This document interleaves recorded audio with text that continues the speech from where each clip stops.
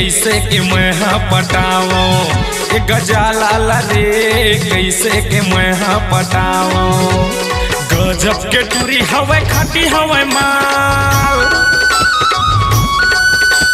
गजब के टूरी हवे खाटी हवे माल, कैसे के चक्कर चलाओ।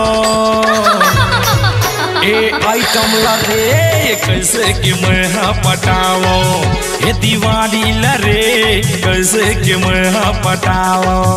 अरे जा जा।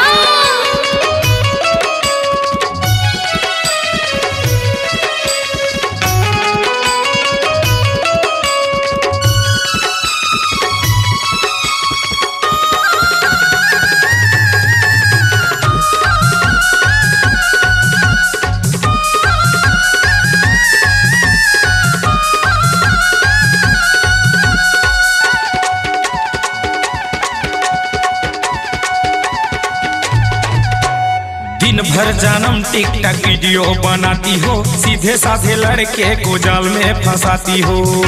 अरे तेरा क्या जाता है रे? है मुझसे प्यार तो क्यों इतराती हो, बल्लू राजा को तुम तड़ पाती हो।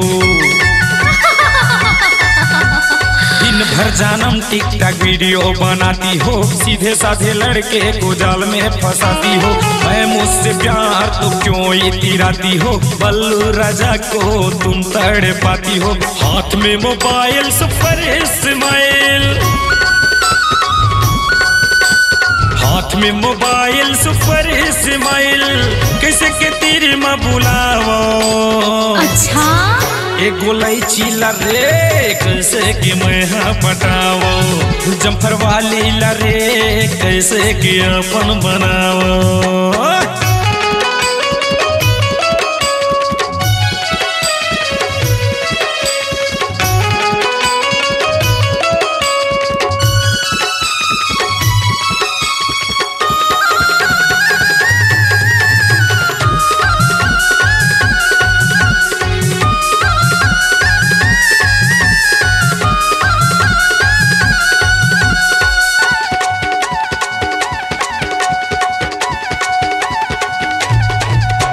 सज धज के मैडम मेकअप लगाती हो, छोटे छोटे कपड़ों में गदर मचाती हो।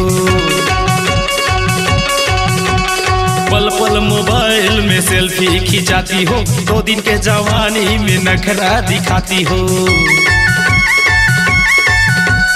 सज धज के मैडम में मेकअप लगाती हो, छोटे छोटे कपड़ों में गदर मचाती हो। पल पल मोबाइल से सेल्फी खिंचाती हो, 2 दिन के जवानी में नखरा दिखाती हो। माल हवा तगड़ा कहे माजी लफड़ा, माल हवा तगड़ा कहे माजी लफड़ा, कैसे के मैं हर बताओ। मार खाओगे क्या? ए आइटम लरे कैसे कि अपन बनाओ, ये दीवानी लरे कैसे कि मैं पटाओ। गजब के टूरी हवा खाटी हवा माल, गजब के टूरी हवा खाटी हवा माल, कैसे के चक्कर चलाओ। ये दीवानी लरे कैसे कि अपन बनाओ, ये मयारू लरे कैसे कि मैं पटाओ। जम्फर वाली लरे कैसे कि मैं बिहाओ, ये दीवानी लरे कैसे कि मैं पटाओ। अपनी आवाज को दीजिए एक नया मुकाम, डिजिटल रिकॉर्डिंग की दुनिया का जाना पहचाना नाम स्वरांजलि, जहां गूंजती हैं ध्वनियां अपनी माटी की सौंधी सुगंध के साथ। छत्तीसगढ़ी संगीत के विविध रंग जो पहुंचाते हैं पूरे प्रदेश में डिजिटल रिकॉर्डिंग के संग। स्वरांजलि स्टूडियो, नेमीचंद गली नंबर 2, गंजपारा, रायपुर।